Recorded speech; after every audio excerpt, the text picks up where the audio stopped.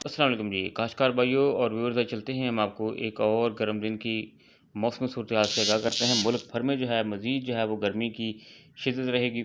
जुमेरात 23 मई 2024 को जो है वो मुल्क भर में जो टेम्परेचर है वो 45 से 50 52 सेंटीग्रेड तक जो है वो नज़र आएगा। सुबह सिंध में जो है एवरेज टेम्परेचर जो है वो 51 से 52 सेंटीग्रेड जो है वो रहेगा। कराची में 37 से 38, इस तरह से हैदराबाद में 47, जैकबाबाद, सखर, उमरकोट, मिट्टी वगैरह में जो है वो 50 सेंटीग्रेड के करीब रहेगा। तो इसी तरह बलूचिस्तान की बात करें तो बलूचिस्तान के जो इलाके हैं वहाँ पर भी जो है टेम्परेचर जो है वो 45 सेंटीग्रेड के गेड़ के करीब रहेगा। तुर्क में 42 है, दिल्ली में 42 होगा। इस तरह से ओमाड़ा वगैरह 33, बसनी जो है वो वहाँ पर 33, ग्वादर में 32। तो अगर हम मज़ीद आगे बात करें कोयटा के अंदर जो है वो 31 से 32, चमन में 35, इस तरह से सिब्बी में 46।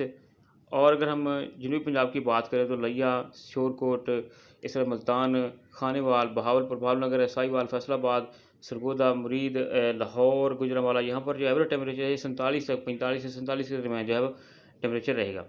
तो डेर इस्माइल खान है, और उसके साथ साथ मियाँ वाली, बन्नू, मुलतई है, पेशावर है, इस्लामाबाद वगैरह में टेम्परेचर जो है ये 38 रहेगा। लेकिन दूसरे इलाके जो हैं KPK के, वहाँ पर एवरेज टेम्परेचर जो है वो 45 से 46 के दरमियान रहेगा।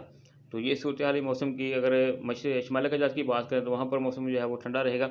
तो जुमेरात वाले दिन भी जो है वो सारा दिन लू चलती रहेगी, गर्म हवाएं चलने का खदशा होगा। कहीं पर तेज़ गर्म हवाएं भी चलेगी, कहीं पर कम भी चलेंगी।